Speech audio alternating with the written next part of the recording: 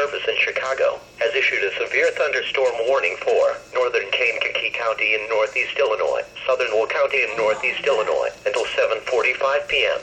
At 6:43 p.m., a severe thunderstorm was located near Lakewood Shores and moving east at 30 miles per hour. Hazard, $half size hail and 60 miles per hour wind gusts. Source, radar indicated.